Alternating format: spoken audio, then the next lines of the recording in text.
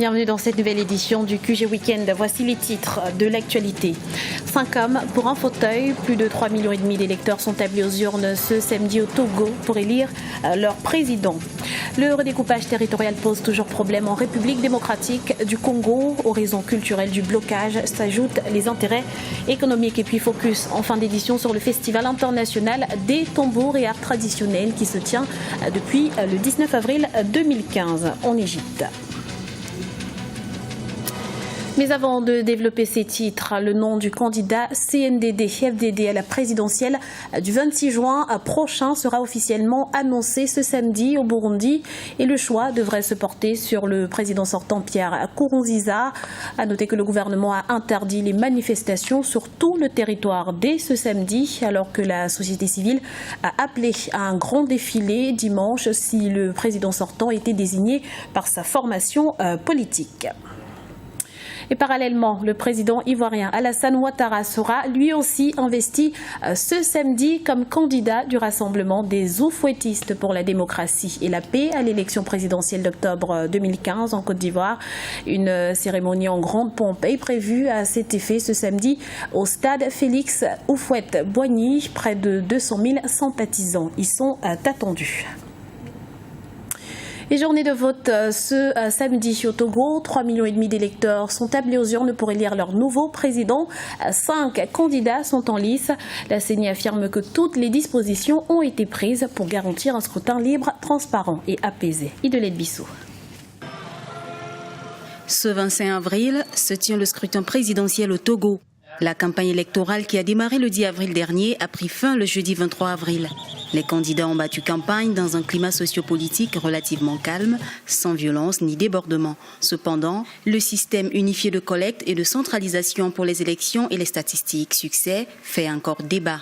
Le système unifié de collecte et de centralisation pour les élections et les statistiques SUCCESS ne remplace pas les dispositions du code électoral, mais il permet de tirer le meilleur profit possible des technologies de l'information et de la communication pour la transmission et la gestion des résultats du scrutin. Pour le bon déroulement du scrutin présidentiel au Togo, la CEDEAO, l'Organisation internationale de la francophonie et d'autres organismes nationaux et internationaux ont dépêché des observateurs. Pour éviter tout débordement le jour du scrutin, les mesures de sécurité ont été renforcées par le gouvernement. Nous préparons les élections comme l'année de 1958 et nous partons pour aller faire les réformes dans les urnes. 3 509 258 électeurs sont attendus dans les bureaux de vote ce 25 avril 2015. Dans le but de garantir des conditions optimales de sécurité pour le bon déroulement de la présidentielle, les frontières terrestres du Togo resteront fermées jusqu'au 26 avril à 6h GMT. Une nouvelle carte territoriale s'est dessinée en République démocratique du Congo. Le président Joseph Kabila a récemment promulgué la loi qui entérine le redécoupage territorial. Le pays passe ainsi de 11 à 26 provinces, une mesure qui a du mal à passer à quelques mois d'un cycle électoral essentiel pour le pays. Un sujet de la rédaction. Le redécoupage territorial fait toujours polémique en République démocratique du Congo. S'il est une province où il passe particulièrement mal, c'est la province orientale, si bien que les jeunes de la région demandent un report de la mesure censée être effective en juin 2015, selon l'ordonnance signée par le président Joseph Kabila. Les populations, en tout cas les dirigeants politiques, en tout cas de certaines provinces, voient d'un très mauvais œil justement à ce découpage-là, qui les priverait d'ailleurs pour certains de leur base et de leur légitimité. Aux raisons culturelles de ce mécontentement s'ajoutent les intérêts économiques. Beaucoup craignent une mauvaise répartition des richesses entre les différentes régions, une situation qui pourrait réveiller de vieilles tensions ethniques. Si déjà avec 11, l'État n'a pas été capable de redistribuer, comment le ferait-il avec 26 pour 27 ? C'est pourquoi beaucoup flairent là une sorte d'arnaque, se disent, au fond, au lieu de complexifier la situation en atomisant les régions, ne vaudrait-il pas mieux attendre la sortie de l'élection présidentielle de l'année prochaine. Face à ces divergences, les questions ont été débattues à l'Assemblée nationale congolaise. Parallèlement, des jeunes de la province orientale ont engagé une pétition pour que le redécoupage territorial soit différé. Obtiendront-ils gain de cause?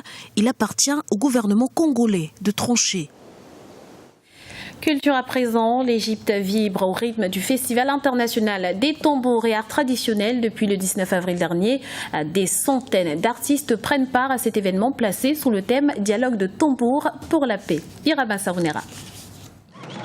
Le Festival international des tambours et arts traditionnels bat son plein en Égypte.